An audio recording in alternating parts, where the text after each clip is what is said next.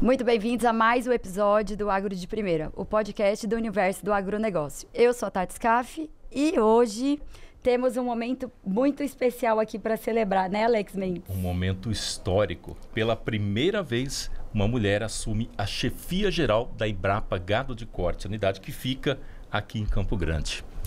E ela está aqui. Mariana Aragão é a futura chefe geral da Embrapa de Gado de Corte. Muito obrigada por aceitar o nosso convite e parabéns. Eu que agradeço. É uma satisfação estar aqui no Agro de Primeira, sendo a primeira mulher, né, a assumir aí essa gestão, o que muito me honra. E o que representa para você ser essa primeira mulher que assume a Embrapa Gado de Corte? Olha, representa muita coisa, né? Representa uma trajetória de muito trabalho, de muito empenho, né? De muitos nãos, de muitas portas fechadas, que acho que todo mundo passa por isso, mas principalmente de resiliência, de ousadia, né? De não desistir. E eu acho que isso é bastante importante, né? A gente reafirmar a importância da gente trabalhar com propósito, da gente não desistir quando a gente leva aquela portada, né? E acho que é um pouco disso, é brindar um pouco disso, brindar também a minha família, que bem ou mal sou a primeira das gerações aí passadas a ter um doutorado. Minha avó se orgulhava muito disso, minha avó era semi-analfabeta. Então, para ela era uma alegria muito grande me ver assim, né, com um doutorado. Ela sempre teve muito orgulho. Então, isso também, né, ser exemplo para os meus filhos. Acho que tudo isso, a conquista se torna muito maior do que simplesmente o cargo em si, que é parte dessa realização, né? É o que ele realmente representa para mim, para minha família, como eu disse, mas para outras mulheres também, que podem se ver representadas nessa possibilidade de também chegarem lá, né? Então, acho que isso é muito representativo, com certeza. E, originalmente, a sua formação, qual é a sua formação? Eu sou zootecnista, né? Formei na Universidade Federal de Viçosa, e fiz mestrado lá também na área de economia aplicada, né? Então fiquei quase 8 anos em Viçosa. E hoje tenho a felicidade do meu filho, João Pedro, tá em Viçosa fazendo agronomia, está no 3º ano da agronomia, então uma continuidade também. Então, assim, me deixa muito feliz. E esse ambiente que a gente sabe, assim, a gente sabe que a Embrapa, ela é muito masculina, assim, esse lado da pesquisa é muito masculino. Como tem sido, toda, né? Como tem sido essa transição aí para essa liderança feminina, que a gente estava até comentando um pouquinho antes, que você falou que tem outras lideranças, outras chefes aí vindo. Sim, também, e como que é essa transição de liderança? É incrível, né? Porque nunca foi falta de competência, né? Às vezes foi falta de oportunidade. Então, quando essas oportunidades aparecem e a gente aproveita, né, essas oportunidades e realmente se dedica, se prepara. Eu me preparei muito, né? Fiz muitos cursos. Eu me preparei por quase 2 anos trabalhando para realmente estar pronta para esse desafio, que não é pequeno, né? Uma unidade do tamanho da nossa, com a responsabilidade, um mandato nacional. Então, é um desafio. Mas a Embrapa, ela embora seja ainda predominantemente masculina, né? A gente tem mais ou menos 35% de mulheres na Embrapa. Atualmente nós temos 38% de mulheres em cargos de gestão, né? Então ainda é pouco, mas estamos avançando, né? Então é a primeira vez que nós temos uma presidente mulher. São 3 diretoras, então são 3 mulheres, desculpa, na direção, né? Então temos a presidente e mais 3 diretoras e um diretor. Então, assim, isso vai abrindo portas e demonstrando que é possível, né? É possível, é importante a gente trazer essa visibilidade para a mulher, dar essa oportunidade, porque muitas vezes é mais fácil a gente convidar um homem, porque eles têm mais visibilidade, eles estão mais presentes no cenário. E aí, especialmente no agro, quando passei por isso agora recentemente, organizando um evento, e você vai pensar nas pessoas que você vai convidar para um evento. Os primeiros nomes que vêm na cabeça, muitas vezes, são de homens, né? Mas aí você tem que parar um pouquinho e pensar mais um pouquinho. Porque você vai encontrar mulheres, às vezes elas não estão tão evidentes, né? Talvez por falta de oportunidade, ou às vezes até por timidez, alguma coisa assim, mas que não faltam competências. E aí a gente encontra. E a gente tem que fazer esse exercício de dar essa oportunidade para elas poderem mostrar o seu potencial, a sua competência, né? O seu preparo. E eu acho que é isso que também tudo isso aqui representa, né? Essa mudança, essa transição que vem acontecendo para que a gente possa dar nossa contribuição e somar, né? A gente não quer dividir, a gente quer somar. Sabe que nós temos também um podcast Agro de Primeira em Mato Grosso. E recentemente houve uma entrevista com uma liderança também do movimento Agroligadas, a Geni Schenkel. Sim, conheço. Né? E ela estava falando exatamente sobre isso, que às vezes a mulher precisa também se colocar mais, não aceitar isso, de que, não, por exemplo, com dinheiro, o homem lida melhor com dinheiro. Tirar esses mitos que existem, né? E você sente que tem muito isso ainda. E como você, como líder, vai poder quebrar esses paradigmas dentro da Embrapa? Olha, tem, e eu vou falar que eu mesma passei por isso, né? A gente sofre da síndrome da impostora, né? São crenças limitantes que a gente cresce pensando, né? Assim, ela é quase subliminar, então são coisas que muitas vezes não estão tão óbvias. Então não são tão óbvias para a gente, até para a gente poder, né, trabalhar isso de uma forma melhor, né? Mas eu lembro que quando uma pessoa chegou para mim e falou, por que você... A gente estava discutindo essa questão de eventualmente ter uma sucessão de chefia e alguém falou, mas por que você não se candidata? Aí eu pensei assim, mas eu? Por que eu? Porque assim, né? E aquilo ficou na minha cabeça alguns dias, eu fiquei incomodada com aquilo. Porque, assim, se a gente for pensar num formato linear, você pensa que você tem que passar por vários degraus até você chegar lá, né? Nós pensamos assim. Muitas vezes os homens não pensam assim, né? A gente acha que tem que ser tudo muito, nosso nível de autocobrança é muito alto. Então, a gente acha que a gente tem que estar super preparada para poder estar lá. Porque a gente sabe que é difícil, que a gente vai ser julgada, né? Talvez mais do que os homens, testada, entendeu? Então, a gente mesmo se impõe algumas barreiras que ficam, às vezes, até difícil de nós mesmas, né, avançarmos nessas barreiras. Então, minha primeira reação foi essa, por que eu? E fiquei encucada. Bom, depois de algum tempo, eu comecei a amadurecer essa ideia e aí eu comecei a pensar, por que não eu? Então, foi nesse momento que a ficha virou e que a ficha caiu, que realmente eu falei assim, eu trabalhei a minha vida inteira com gestão, porque eu fiz mestrado em economia aplicada e fiz doutorado em administração rural, seria o equivalente, porque eu fiz no exterior, né, na Nova Zelândia.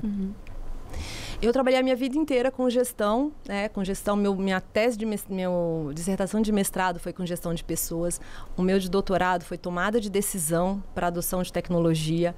Então, assim, eu sempre trabalhei com pessoas, eu sempre trabalhei com gestão.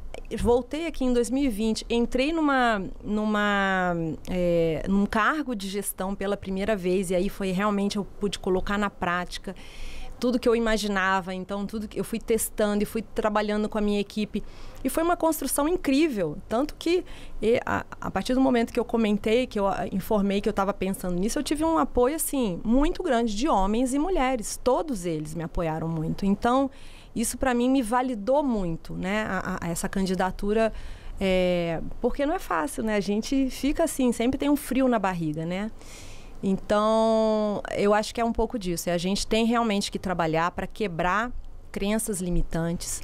A gente tem que se preparar, sim, mas tanto quanto qualquer pessoa para um cargo dessa responsabilidade. E vai ser possível incentivar outras mulheres? É isso que você quer fazer? Com certeza. A gente diz que quando uma sobe, todas sobem, né? Uma puxa a outra. A gente tem que, porque, acreditem, muitas vezes as próprias mulheres entram muitas vezes num clima até de competição com outras mulheres. E eu acho que isso é importante a gente reconhecer que isso acontece e evitar, né? Eu acho que a gente tem que, claro, não vamos promover ninguém sem competência. Né? Não é, isso é fundamental. Não é para fazer esse é o básico, né?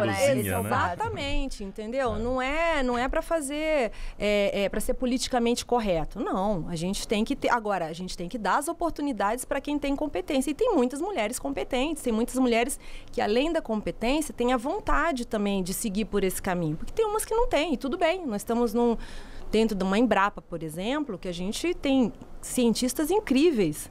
Seria até um desperdício, às vezes, você tirar uma pessoa de uma área específica, uma área afim, para se dedicar à gestão que toma muito do nosso tempo, da nossa energia. Então, de fato, tem que ter essa vocação, tem que ter essa vontade. Mas tem que ter um pouquinho, assim, daquele empurrãozinho, daquela coragem de, às vezes, alguém, como foi no meu caso, foi uma pessoa de fora que me fez essa colocação e aí que eu comecei realmente a pensar. Isso não faz muito tempo, embora eu já estivesse em cargo de gestão. E talvez você nunca tenha pensado, por ali. Né? Não pensado no caso. Não nesse cargo específico. Porque eu também estava pensando da forma cartesiana, né? Eu estou na gestão, num nível de supervisão, aí depois eu preciso entrar talvez para uma gestão, para um nível maior, para depois, quem sabe, algum dia, né? Não sei daqui quanto tempo eu ter... Quando tiver para aposentar, né? Porque a mulher... porque eu vejo... E de repente, eu tipo assim, eu tô saindo da supervisão e indo direto para a chefia geral. Então, assim, nunca fui chefe adjunta, nunca fui chefe, né? Então, isso é mais uma mostra de que não vamos nos limitar, não vamos colocar esse tipo de... A gente cria isso. Nós mesmos. A gente cria isso. Nós mesmos. Né? E a gente acredita nisso. E a mulher, ela às vezes tem que se preparar muito. A gente acha que a gente tem que se preparar muito, né? Porque muitas vezes a gente tem esse medo e às vezes nem acontece de ser testada ou de ser colocada à prova. Sim. Só que na nossa cabeça a gente já se coloca nessa posição meio defensiva, né? Sim, porque é o que a gente está acostumada. Como acontece muito no dia a dia, às vezes a gente sente isso, né? Como você comentou, né? Não é só a Embrapa, o mundo do agro é um mundo masculino. Sim. Né? Então, assim, a gente sabe, eu sou coautora de um trabalho, né? Que são as mulheres na pecuária. A gente fez essa publicação e cada uma de nós, a maioria era mulher nessa publicação, e cada uma de nós relatou casos de produtoras e pessoas que estão, mulheres que estão à frente dos negócios e a gente ouve, sim, muitos casos em que, por exemplo, a mulher perdeu o marido, ficou viúva, teve que assumir toda a fazenda, os filhos, e dela ser desafiada pelos funcionários e tal. Então, acontece, isso não é história da carochinha. Mas eu acho que é aquilo que a gente falou, né? A gente tem que ter a consciência do propósito, tem que ter a firmeza de saber qual o nosso papel, qual a nossa contribuição. E a gente não pode esmorecer, a gente tem que continuar. Hoje é uma fazenda de sucesso aqui no Mato Grosso do Sul, referência. A equipe dela super apoia, né? Então, assim, a família também, os filhos todos se engajaram no processo. Então, isso que é fundamental. E eu tenho a felicidade de conhecer algumas, assim, algumas histórias. Eu tenho a felicidade, até a Bel Gratão, e tem várias aí que a gente pode contar aí várias histórias. Exato. Eu conheço várias. Porque hoje eu vejo muito grupos de mulheres para apoio, assim, dentro do agro, mas grupo de mulheres. Exato. Então, existem as agroligadas, existem vários outros, né? Outros grupos. Sim. A própria FMA, que é o Forbes Mulher Agro, GPB Rosa, sim, que é da Érica, junto com a Érica Baumgart. Então, assim, é muito forte essa união das mulheres, de uma ajudar a outra, de cooperação, na verdade. Perfeito, sem muito essa competição, é de cooperação. Não, eu participo, eu fui muito, né, desses eventos. Inclusive, no ano passado, a gente esteve no Congresso Nacional das Mulheres, que é um evento incrível, altamente técnico, né? Então, isso traz, de novo, não é o clube da Luluzinha, mas isso, para muitas mulheres, é o primeiro passo de empatia, de sororidade, entendeu? De você saber que você não está sozinha. Eu fiz uma fala esse ano no Dia das Mulheres, numa empresa aqui de Campo Grande, que me convidou para justamente celebrar esse dia e falar um pouco da minha história. E no final, eu fui abordada por uma senhora que eu quase chorei com ela, fiquei muito emocionada com ela, porque ela estava numa situação também, assim, dessas que quase que sem coragem, ela tinha herdado uma pequena propriedade e o marido dela discordando dela e assim, né? E eles estavam num conflito até conjugal e assim, então... e ela falou que se sentiu muito inspirada, que se sentiu muito acolhida naquele espaço onde tinham outras mulheres, que ela viu que não era só ela que estava ali. Então, é muito nesse sentido, né? De repente, aquilo ser um primeiro espaço para que essa vontade, né, de assumir realmente a frente, a rédea da própria história ou do seu negócio, aquilo pode ser um pontapé inicial, né? De repente, só aquilo ali foi o suficiente para ela fazer as mudanças que ela precisava ou entrar nos acordos que ela precisava. Enfim, a gente está especificando, mas isso se aplica, assim, de uma forma, né, transversal, geral.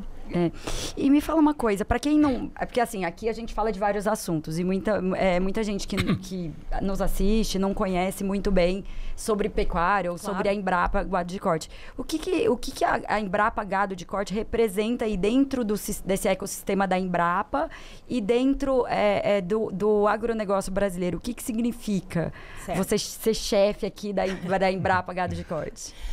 Bom, a Embrapa Gado de Corte é uma das 43 unidades descentralizadas da Embrapa, né? Então, nós temos várias unidades espalhadas pelo país. Algumas delas são de produto, como é o nosso caso, né? Então, gado de corte, gado de leite, tem mandioca e fruticultura. A gente tem outros tipos de unidades também, ecorregionais, enfim, temos várias unidades. Nós temos um mandato nacional, então nós somos o Centro Nacional de Pesquisa de Gado de Corte, por isso que é CNPGC, também é conhecida como CNPGC. Nós temos 50 anos, esse ano a gente celebra 50 anos de existência.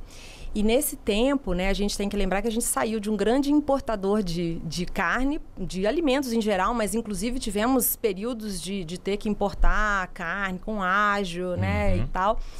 E hoje nós somos grandes exportadores, né? E isso se deve justamente a essa, digamos, domesticação do cerrado brasileiro, que muito foi feito pela Embrapa e seus parceiros, né? A Embrapa como a organizadora do Sistema Nacional de Pesquisa Agropecuária. E a Embrapa Gado de Corte foi parte de todo esse movimento no que diz respeito à pecuária. Então, desde a sua criação, foram inúmeras tecnologias lançadas que ajudaram a pecuária a se consolidar, né? Claro que não só a Embrapa, nada é devido apenas à atuação da Embrapa, mas em termos de pesquisa, ela é uma das referências, né? Sim. Então, a gente por exemplo, houve a importação do gado zebu, né, da Índia e tal, não foi a Embrapa que fez isso, foi um produtor, mas... dentro do seu escopo de atuação, a Embrapa trabalha muito forte no melhoramento genético, tanto de forrageiras quanto de pastagens, né, quanto de animais. Então, esse trabalho todo de melhoramento genético do gado, nós temos um programa de melhoramento genético, que é o Gene Plus, que é uma parceria com a Embrapa, e que faz esse acompanhamento dos animais. Então, houve uma evolução muito grande da genética animal e uma contribuição forte da Embrapa nesse sentido. As pastagens, a mesma coisa. Se a gente olhar a área de pastagem no Brasil, 70% da área de pastagem cultivada no Brasil hoje em dia tem cultivares vindas da nossa unidade, né? Claro, testadas com outras unidades da Embrapa, porque a gente faz trabalhos em rede, né? Então são várias unidades da Embrapa, mas o melhoramento genético das braquiárias e dos pânicons saiu da nossa unidade, né? Então, essas são grandes contribuições que a nossa unidade deu para a pecuária brasileira. E aí temos uma série de outros protocolos de baixo carbono. Nós estamos lançando agora na COP 30, lá em Belém, o nosso protocolo de carne baixo carbono, que é uma parceria com a Marfrig. Nós temos o BPA, que tem aí quase mais de 20 anos, né? Eu sou a coordenadora nacional do Programa de Boas Práticas Agropecuárias. A partir dele, quantos outros protocolos, né, se derivaram e estão aí sendo usados a partir desse trabalho, que agora também foi revitalizado. Então, a gente está com uma nova etapa, né, do programa em parceria com o Cicobi. Então, assim, vocês vão ver que na nossa trajetória a gente nunca ficou sozinho. A gente sempre fez tudo com muitos parceiros, com as universidades. Então, assim, é toda uma rede, né? Mas a Embrapa, de fato, é uma protagonista dentro desse cenário da pecuária. Como que é esse protocolo de baixo carbono? Ele é um protocolo que envolve boas práticas, né, em vários componentes. Então, tanto no manejo do solo, da pastagem, dos animais, né, aí quando eu falo animal entra a questão de genética, nutrição, reprodução, entra tudo, né, e muito focado na questão das emissões, para reduzir as emissões, porque a gente sabe que a questão das emissões de gases de efeito estufa, embora o bovino, ele de fato, ele tem essa emissão de gases que tem um impacto ambiental importante. Quando a gente olha do ponto de vista do sistema de produção, que é isso que a gente tem discutido muito, a gente tem que falar de balanço, a gente não pode falar só de emissões, né? A agropecuária e as florestas são os únicos setores que têm condições de sequestrar carbono. Se a gente olhar os outros setores, eles emitem, eles não têm como, eles podem reduzir as emissões, mas eles não sequestram carbono, né? Nós sequestramos. Como? Por meio do solo. Né? Então, o carbono vai sendo incorporado, virando matéria orgânica, e aí, no protocolo de carne de baixo carbono, você faz um trabalho de acompanhamento dessas propriedades para poder justamente ver a redução, né, desse balanço, a melhoria desse balanço, significando que você está fazendo tanto a emissão quanto o carbono no solo tem que melhorar durante esses anos. Então, é um protocolo muito interessante, porque ele não é um protocolo que você vai lá, faz uma verificação, dá um selo e acabou, é isso. Ele vai sendo monitorado, né? Então, e dentro desse monitoramento, você vai acompanhando esses indicadores ambientais, mas também de produção. Porque a gente não pode deixar de produzir, né? A gente tem que produzir com menor impacto ambiental. Existem certificadoras que vão, então, a campo para poder averiguar essa evolução do sistema de produção, né? E, obviamente, você tem, então, porque ele é se você olhar o protocolo, as diretrizes que estão ali não tem muito segredo, é o que a gente já faz, só que com uma orientação de como fazer corretamente para que você assegure que você está reduzindo as emissões de gases de efeito estufa, né? E aí você tem a certificadora que vai lá na fazenda, constata, e a partir daí é emitido o laudo. E essas certificadoras, elas são credenciadas pela CNA, então, assim, tem todo o seu rito, né? E a calculadora de carbono, ela tem que ser adaptada para a nossa realidade. E ela já está sendo desenvolvida também, ela já está sendo mudada. Porque, assim, os parâmetros que hoje existem para essas calculadoras todas de carbono são pecuária europeia ou de clima, né, de uma coisa de clima temperado, não de tropical. Então, e aqui é completamente diferente. Então, essas calculadoras, né, acaba tendo que se adaptar. Exato. Então, a gente tem, sim, a gente está desenvolvendo a calculadora de carbono, né? Ela vai fazer parte, inclusive, do protocolo. Sim. E como uma calculadora, ela tem que refletir o que nós temos na propriedade rural, né? Então, esses indicadores vão sendo acompanhados e vão sendo usados, vão sendo inseridos na calculadora para fazer esse tipo de cálculo. Entendi. Agora, aí a gente entra num aspecto bastante técnico, né? Porque existe de fato, isso que você falou, né? A gente tem uma condição tropical que é muito diferente da condição temperada, porém, em termos de métricas, a gente segue as métricas do IPCC. Então, a gente tem que seguir os padrões internacionais, até que eles mudem. Então, a gente tem grupos de trabalho dentro da Embrapa que estão nessas discussões de alto nível internacional, justamente trazendo a ciência, trazendo as evidências científicas para tentar mostrar que precisa mudar. Precisamos tropicalizar as métricas e que isso não é nenhum tipo de tentar, sabe? Burlar a lei ou o sistema. Exatamente, como às vezes... Tentar dar um jeitinho, dar um jeitinho, não. Até porque isso seria muito perigoso, porque a gente tem que lembrar que essas métricas, elas servem muitas vezes... Primeiro, para a gente comprovar o cumprimento das nossas metas internacionais. E segundo, para que a gente possa definir políticas públicas. Então, se a gente define uma política com base numa métrica errada, a gente pode colocar, pelo contrário, a gente pode trazer consequências indesejadas, até sem querer, né? Na melhor da boa vontade, mas de uma forma drástica. Então, assim, a gente tem um compromisso muito sério de que... Muito responsável. Exatamente. Né? A métrica tem que refletir. Agora, enquanto isso não muda lá, a gente tem que seguir o que é o padrão internacional. E você acha que quais são os maiores desafios tecnológicos assim para a pecuária de corte hoje, levando em consideração mudança climática, exigência de compradores internacionais, de mercados super específicos? Claro. O que você acha que assim são os maiores? Quais são os maiores desafios tecnológicos? Olha, como você está me perguntando desafios tecnológicos, então eu vou falar assim mais de tecnologia, né? Eu acho que a gente está passando por uma transformação digital e que a gente ainda não conhece muita coisa, a gente ainda não sabe qual o potencial disso. E embora a gente vislumbre que seja muito positivo, e eu tenho certeza que vai ser, a gente sempre tem aquela preocupação com pequenos e médios produtores, porque da mesma forma que pode ser muito benéfico para o setor como um todo, às vezes pode acelerar algum processo de exclusão de produtores. Então a gente também tem que ter esse olhar, né, para esses produtores, como já aconteceu até com outras tecnologias, né? É que no mundo digital as coisas são muito rápidas, então a gente tem que ter esse olhar. Então esse é um desafio bastante interessante. O outro é a própria questão de redução, de mitigação de gases de efeito estufa, né? Então, a gente já sabe que nós não vamos mais conseguir resolver a situação apenas com mitigação. A gente precisa de estratégias de adaptação às mudanças climáticas.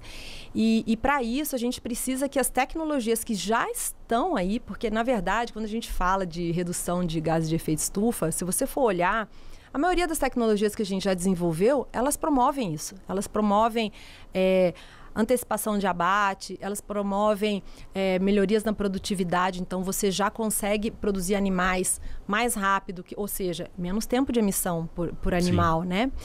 Ou por quilo de carne. Então, essas tecnologias, muitas delas já estão disponíveis, muitas delas já estão aí na prateleira. E aí a dificuldade é um pouco disso que você perguntou. Como que a gente faz para levar essa tecnologia para o produtor? Então, não é uma questão mais tecnológica, entende? Claro que ainda temos muitas tecnologias, muita coisa para desenvolver. Porque a comunicação é sempre uma barreira a ser passada, ultrapassada. A transferência de tecnologia, né? Então, a gente tem um sistema... A gente teve a Embrater muitos anos atrás, né? Foi fechada na década de 1990. E desde então, a gente tem algumas entidades que trabalham com a extensão rural e tal. Mas isso ainda não é suficiente. Em alguns lugares funciona, em outros lugares não funciona. Não existe uma coordenação, assim, talvez maior dessa rede, né? Então, a gente tem trabalhado muito com a própria iniciativa privada para que eles consigam também levar, porque a Embrapa a gente não tem capilaridade, não tem perna para fazer a extensão rural. Nós somos o braço da ciência, né? Então, temos às vezes até dificuldade de vocabulário, né? Eu gosto de falar, eu falo de uma forma fácil, mas a gente tem pesquisadores que são extremamente especializados. Esses pesquisadores... São muito técnicos. Muito técnicos. Então, não é a melhor pessoa para conversar com o produtor. Não chega lá na ponta. Uma pessoa que traduza essa, né? Que traduza essa linguagem, que fale a língua do produtor, que entenda também as dores para poder, às vezes, você precisa, às vezes, adaptar alguma coisa. Não é da forma como sai do centro de pesquisa. Então, essa é uma rede, né? Que hoje em dia a gente fala muito do ecossistema de inovação. É isso, na verdade. É todo mundo trabalhando junto dentro da sua competência, mas de forma coordenada. Com as ATERs, com as empresas privadas, com todo mundo ali ajudando a levar essas tecnologias para os produtores. A gente está falando do jeito de comunicar, de levar. E eu queria voltar um pouco na liderança, para dizer, se você acha que ter uma mulher na liderança é um outro olhar, não profissional, mas de gestão? Com certeza. Por quê? Com certeza. Porque nós não somos iguais. Porque a mulher tem as suas peculiaridades. Eu acho que... E é por isso que eu acho que é por isso que é muito bom, né? Porque a gente se complementa, né? A gente tá ali para juntos, cada um dentro da sua... Do que tem de bom e o que tem de limitação, um complementa o outro, né? Então, eu acho que a mulher traz sensibilidade para a gestão, né? A mulher traz um olhar muitas vezes mais detalhista, né? E às vezes a diferença está no detalhe. Eu vejo isso, né? Pequenas coisas, um jeito de falar, ou um agrado que você vai, um comentário que você faz. A gente acho que talvez esteja mais presente para esse tipo de coisa, porque é da nossa natureza, né? Talvez pelo fato de muitas sermos mães, de uma forma geral, assim. A gente fala mãe, é mãe em vários sentidos, né? Mãe... Eu tenho horas que eu brinco lá com a minha equipe, né? Porque às vezes a gente vira mãe até do funcionário. Nosso colega de trabalho. A pessoa vem, tá com um problema em casa, aí você já, não, vem aqui e tal. Sim. Essa gestão humanizada então, hoje é necessária, né? Em toda a empresa, né? Então, não, peraí, calma, eu não posso misturar, eu tenho que parar aqui. Mas às vezes é isso, entendeu? E eu acho que isso que traz essa grandeza de termos homens e mulheres, pessoas mais jovens, com pessoas mais experientes. A diversidade é muito importante. Ela é enriquecedora, né? E eu gosto muito, eu gosto de gente. Eu gosto de multidão, eu gosto de povo, eu gosto de... né? Então, eu acho que é isso, e agora nós estamos, né, começando a receber os novos empregados da Embrapa, que a gente teve um concurso. A gente estava quase 15 anos sem receber ninguém, então assim, uma certa euforia de saber, nossa... Sangue novo. Sangue novo, como vai ser? Porque nós já estamos ali, né... Nós já estamos mais para lá do que para cá, né? Então, assim, como vai ser chegar esse pessoal novo, engajado... Muitos deles já com essa visão digital, tecnológica. Sim. Como vai ser isso? Então, eu também vou ter que trabalhar nessa transição intergeracional, né? Porque a gente vê... se a gente fala em Embrapa, assim... Ou, vamos dizer assim, na época da minha faculdade, se a gente falava Embrapa, a gente já ia pensar num pesquisador mais velho, cabeça branca, um homem mais velho, um cabeça branca. São os estereótipos, né? Exatamente. Se a gente for pensar e fechar o olho, você ia colocar um estereótipo assim, né? Não. E eu acho que essa diversidade enriquece com muito, certeza. né? Mas é o que a gente, quando... né, veio a notícia de que você iria assumir, a gente vê a foto, fala, nossa, mas ela é muito nova. A gente já fala isso, isso né? É engraçado, porque inclusive foi engraçado, isso foi uma observação da nossa jornalista, que estão perguntando a minha idade. Ela falou, nunca me perguntaram a idade de nenhum... Exatamente. Entendeu? De nenhum diretor anterior. Falou, gente, eu só aparento nova. Não sou tanto assim, não. Vou dar uma dica, meu filho tem 22 anos. Olha. Tá? Mas então tá ótima. Eu vou falar, nova, tá ótimo. Depois você me passa o contato do Dermato. Ai, pior que não. Pior que não. Tudo natural. É tudo natural. Mas é muito bacana a gente ver, assim, uma pessoa jovem. E assim, o que passa pra gente é que é uma renovação mesmo, um sangue novo, uma perspectiva nova, assim, né? Uma coisa diferente, assim, vamos assim, arejar as situações, né? Até a forma, né? Eu vejo a gestão de uma forma muito diferente, porque eu acho que nós estamos numa gestão pública, né? Ela é desafiadora por natureza, porque a legislação que a gente está, né, submetida é muito difícil, né? Burocrático, né? É burocrático, difícil, com muitas amarras, né? E se a gente ainda adicionar isso, a falta de recursos que vem histórica, né, vem reduzindo ano a ano, então você tem um ambiente que já é complexo, né? Se a gente também vai ser difícil, duro, burocrático, carrancudo, vai ser praticamente impossível a gente conseguir superar essas dificuldades. Então, eu acho que a gente tem que tentar descomplicar, a gente tem que tentar fazer uma gestão mais leve possível, conversar o máximo possível e não conversas formais. Eu sou super afim, eu sou super fã, na verdade, da informalidade. Então, para vocês terem uma ideia, quando eu assumi a gestão agora desse grupo de pesquisa, eu pedi autorização para o meu chefe, assim, eu quero mudar todo mundo de lugar. Ele falou, boa sorte.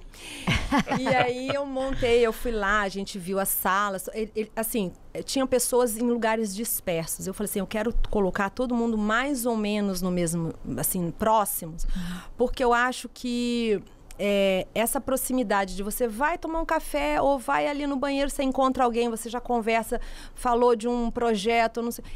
Isso a gente não tem como valorar, né? É muito difícil de você falar, olha, o benefício é X. Mas eu tenho certeza que é, né? Porque que é benéfico para o ambiente, isso aproxima as pessoas, né? Os encontros ao acaso geram conversas riquíssimas, que às vezes você marca com a pessoa, você não consegue falar. Daqui 3 semanas, daqui 1 semana a gente conversa, aí já perdeu o fio da meada. E ali, às vezes, assim, só aquele um cafezinho resolveu um problema de projeto que ficou 2 semanas parado, entende? Então, e eu fiz, e eu, obviamente, conversando com todo mundo, eu sou, assim, meu negócio é conversar. Então, eu converso, eu participo, eu pergunto, vou botar você aqui, não, é do lado do fulano, não, fala muito alto, vamos pro outro lado. Tudo bem, vamos mudar, vamos... E assim a gente fez. Hoje está todo mundo super bem. No começo fica todo mundo. Eu falei, gente, fiquem tranquilos, porque eu também vou mudar de sala. Eu estava numa sala, eu fui para uma outra. Então, assim, vamos todos mudar. E foi ótimo. Foi ótimo. Então, isso é muito rico. Você é paulista de Campinas, né? No interior de São Paulo. Aí você estudou em Minas Gerais. Fui criada no Rio, em Niterói. Foi criada no Rio. Agora está em Campo Grande, Mato Grosso do Sul. Como que esse... E morei 4 anos na Nova Zelândia. Cidadã do mundo. Eu sou, totalmente. O quanto ter essas experiências de mudar e morar em locais diferentes vai te ajudar na liderança? Muito. Cada mudança é um recomeço. Cada vez que você... E por isso, até quando eu fiz a minha defesa do meu... A gente tem todo um processo, né? E uma das etapas é uma defesa pública da nossa proposta de trabalho. E eu fiz essa defesa. E nessa ocasião eu falei... eu me defini, um dos valores da minha característica, digamos assim, é a ousadia. Porque para fazer isso, você tem que ser ousado, né? Eu saí de casa com 17 anos, fui morar sozinha. Em Viçosa, vamos sair do Rio de Janeiro para ir morar numa cidade que naquela época tinha 70 mil habitantes, né? É uma baita de um choque cultural. Saio de Campo Grande de Viçosa para Campo Grande sem nunca ter vindo aqui, mas era meu sonho morar no Mato Grosso do Sul, porque meus amigos eram daqui, eu adorava a cultura, as conversas, a roda de tereré. Então, eu adoro dançar, né? Dançar chamamé. Nossa, eu compreendi tudo isso na faculdade do Rio de Janeiro, dançando chamamé. Em Minas. Em Minas, exatamente. Não faz sentido nenhum, mas assim que foi, né? Uhum. E aí eu vim pra cá também, de novo, malinha. Eu tava noiva, malinha. Vim embora, não conhecia ninguém. Comecei tudo de novo. E assim foi. Fui para Nova Zelândia, a mesma coisa. Malinha, nessa época eu estava separando do meu primeiro marido. Malinha, filho, babá, para fazer um doutorado no exterior. Vamos lá. E fomos, e assim nós fomos, entendeu? Então, isso são experiências que vão enriquecendo e que vão trazendo perspectivas diferentes. E a minha formação toda é multidisciplinar, então eu vou da zootecnia até ciências sociais, passando por economia, por administração, por psicologia social. E eu acho que é isso, porque a pecuária, ela é complexa. E esse é um outro assunto que a gente precisa conversar mais. A pecuária é complexa e o que a gente vê na mídia, o que a gente vê por aí, é uma tentativa de reduzir a pecuária à emissão de gases de efeito estufa. É só isso que se fala. Ou desmatamento. São os 2 assuntos que se falam da pecuária. Mas aí todo mundo vai no açougue e compra carne. Todo mundo mais ou menos, mas muita gente ainda vai. E quem não vai é porque não tem oportunidade de ir, não tem renda para isso, né? Mas então, eu acho que a gente precisa voltar a dar um passo atrás, né? Porque na ciência é isso. A ciência, quando ela começou a evoluir, o que a gente fez? Como ela era muito complexa, a gente começou a dividir, né? A gente fala da abordagem reducionista. Então, a gente começou a dividir em caixinhas para a gente poder entender cada componente. E até muito tempo isso foi, continua sendo muito importante, mas alguns anos atrás isso era o máximo. Hoje em dia, a gente vê que não é mais suficiente, porque a hora que você soma os conhecimentos das caixinhas, você não consegue explicar o todo. Por quê? Porque o todo tem interações. E aí você precisa de uma nova abordagem, uma nova metodologia. E na pecuária não é diferente. A pecuária é muito complexa. A gente tem que falar de biodiversidade, a gente tem que falar de água na pecuária, a gente tem que falar de regeneração, a gente tem que falar da importância da carne. As pessoas estão esquecendo, né, falando só de emissões, como se a gente, né? Como se a gente pudesse imaginar um mundo, aliás, tem o filme, né, do Mundo Sem Vacas, como se a gente pudesse imaginar um mundo sem esses animais. Que, inclusive, no perfil tem até o seu depoimento, né? Pois é, porque eles... Virei atriz também. Tá nesse filme, no documentário? Eu tô no documentário do Brasil, porque eles fizeram, né, a Altec fez um filme da pecuária global. Então, são mais de 40 países, eles visitaram, mostrando justamente essa complexidade da pecuária. Porque o boi, ele é sagrado em países. Sim. Ele é dote em alguns países. Ele é o único meio de sobrevivência em alguns lugares, porque não se consegue fazer mais nada, a não ser ter um ou dois animais ali que te dão leite, que eventualmente te dão um bezerro. Então, assim, é muito mais complexo do que as pessoas tentam reduzir o discurso para desmatamento e emissões, né? A importância da carne como uma proteína de altíssimo valor biológico, né, de alta biodisponibilidade. Então, falar que a gente vai trocar a carne por... Claro que a gente respeita as dietas individuais, da mesma forma que a gente também quer ser respeitado nas nossas escolhas individuais do que a gente vai comer, né?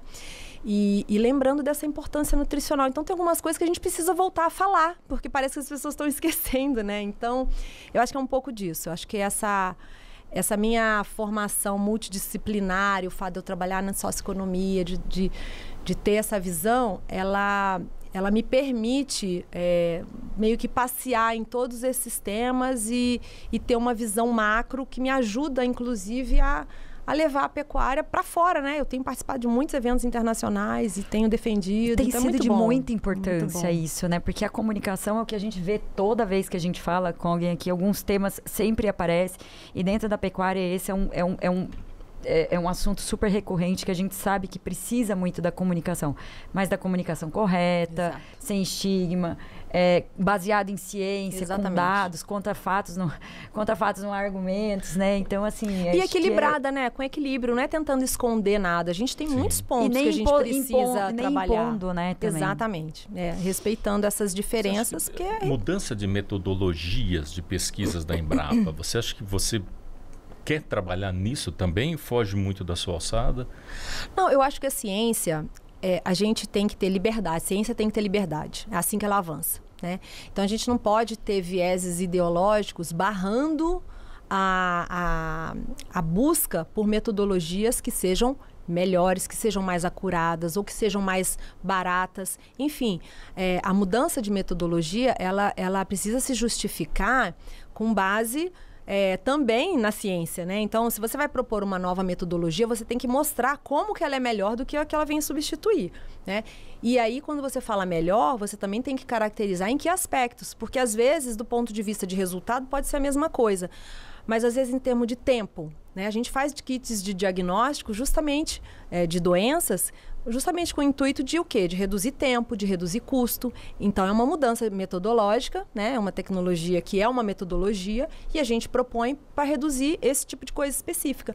Então, qualquer mudança que vai se propor, você tem que pensar em que aspectos ela vai ser melhor do que a outra que ela está vindo substituir. Isso tem que estar muito embasado cientificamente. Ponto. E agora, o que a gente não pode é partir do pressuposto que a gente não pode ter determinadas conversas porque fere alguém ou algum grupo. Isso não pode existir, porque senão a gente não evolui, né? A discordância é tranquila, é perfeita, ela faz parte do debate. A gente quer, porque também a gente pode estar errado, né? A gente tem que saber que não existe. A gente testa hipóteses em ciência. E a hipótese pode ser errada. A gente pode chegar à conclusão que a hipótese não é verdadeira. E tudo bem, né? Mas a gente tem que testar. E nesse trabalho que você está propondo aí para a Embrapa, quais as suas, assim, principais estratégias aí, as principais prioridades estratégicas, né, dentro da Embrapa e vamos dizer dentro do seu trabalho, o que você imagina para a Embrapa hoje, desculpa. Olha, como eu falei, a gente tem o nosso carro-chefe, né? A gente tem essas grandes linhas de pesquisa que já são muito consolidadas e elas, obviamente, vão continuar com todo o nosso apoio, né? Então, as linhas de melhoramento genético, os sistemas de produção integrados, que a gente também tem um trabalho pioneiro nisso, a nossa área de saúde única, cada vez mais, né, trabalhando aí junto até com o governo do estado aqui no Mato Grosso do Sul, com a Secretaria de Saúde, então já é uma mudança, né, assim, até de mentalidade, porque a gente há muitos anos atrás trabalhava muito dentro da saúde animal e hoje a gente já está migrando para esse grande chamado global. Eu estava na FAO agora 2 semanas atrás, não, um pouquinho mais, acho que 1 mês atrás, e nesse evento da FAO, né, de transformação sustentável da pecuária, e um tema assim, ficou muito claro, é a importância da saúde única, né? Então, como que as mudanças climáticas têm afetado o clima, e o clima, inclusive, com impacto nos tipos de pragas e doenças, nos tipos de doenças animais, com impacto na saúde humana. Então, assim, tá tudo interligado. A gente não pode separar, de novo, aquilo que eu falei. Não dá para achar que a saúde humana é uma caixinha, a saúde animal é outra e o clima é outro. É tudo interligado e existe essa complexidade. Então, não dá para a gente ficar só na abordagem disciplinar, embora elas continue sendo muito importante. Mas a gente também tem que ter alguém que olhe do ponto de vista multidisciplinar, do ponto de vista holístico, e é isso que é uma das coisas que eu quero propor. Porque, historicamente, nós somos treinados, né? Na universidade, nós somos treinados para trabalhar com aspectos disciplinares. Nós temos muita dificuldade da multidisciplinariedade, justamente pelo fato de ser complexa. A gente já não tem tantas metodologias. A gente tem dificuldade, às vezes, de aprovar projetos que são multidisciplinares. A gente tem dificuldade de aprovar artigos científicos multidisciplinares, dependendo da revista onde você vai, né? Então, hoje os artigos são os primeiros que já mudaram. Eles já estão muito mais... Você não publica mais nada de pastagem se você não tiver alguma coisa de emissão. Então, já fazendo essa multidisciplinariedade. Mas ainda dentro da Embrapa, existe esse chamado da nossa diretoria, inclusive, para que nós trabalhemos com cada vez mais competências, cada vez de uma forma mais integrada, mais cooperativa e multidisciplinar. E não significa que nós vamos fazer tudo aqui sozinho aqui na Embrapa, gado de corte. Então, nós vamos cada vez mais trabalhar com competências de outras unidades da Embrapa, com as universidades, com outras instituições, com outros parceiros, porque nós não temos todas as competências, né? Então, num mundo complexo, a gente também tem que trabalhar de uma forma um pouco mais elaborada. E é isso que eu estou propondo. Então, nós vamos continuar com as linhas tradicionais. Eu digo, até comentei isso na minha proposta, que 60% dos nossos projetos, digamos assim, das nossas linhas de pesquisa para os próximos 4 anos, que é o tempo de mandato que eu tenho, já estão definidos, porque os projetos já estão aprovados. Então, nós temos um INCT aprovado, um dos 2 daqui do Mato Grosso do Sul, né? Então, nós tivemos a felicidade de aprovar um INCT com 6 redes de pesquisa, né? Então, um mega projeto incrível para a pecuária, para a competitividade da pecuária. Nós temos... Você tem que explicar o que é esse INCT. Então, são os Institutos Nacionais de Ciência e Tecnologia.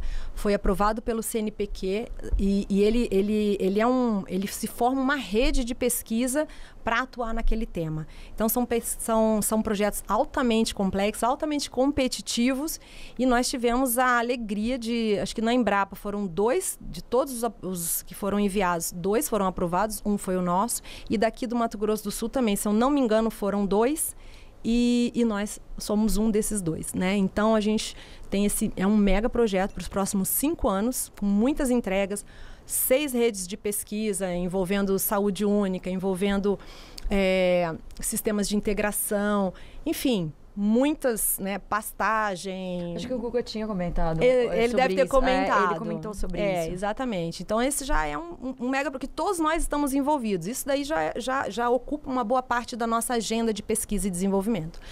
Aí nós temos as redes de melhoramento, que também fizeram a aprovação dos seus projetos com 8 anos de vigência, tanto a de pânico quanto a de braquiária e a de zebu, né, a de Nelore. Então, são as 3 redes de pesquisa que também já estão com uma programação de 8 anos. Então, assim, já tá 60%, 60%, né, já está previsto para os próximos anos. O que a gente vai fazer? A gente vai trabalhar nos outros 40% para diversificar um pouco. Então, nós estamos estudando outras linhas, né, de pesquisa, pensando na pecuária de uma forma inserida num contexto de economia circular. Né? Porque aí vem toda essa discussão que eu estava falando aqui, que a gente olha muito a pecuária como carne, mas mais de 40 produtos vêm do boi. Né? E como é que são esses mercados? O que a gente conhece desses mercados? Como que o boi contribui, né, para esses mercados? Como que ele também ajuda em outras cadeias produtivas? Qual a interface dos animais com outras cadeias produtivas? Então, com o DDG, agora a gente está vendo aí, como, se não fosse o boi, o que a gente faria com tudo isso? Entendeu? Isso tem uma emissão associada, né? Porque você deixar ele degradar na natureza, ele tem uma emissão associada. Então, o boi presta um serviço ecossistêmico. A gente não fala disso, entendeu? Então, a gente está olhando o boi assim, emissão de desmatamento, ou produção de carne. É isso. A gente tem muito potencial para explorar muitas coisas. Biometano, né? Então, ele pode fazer parte até, então, de uma indústria da parte energética.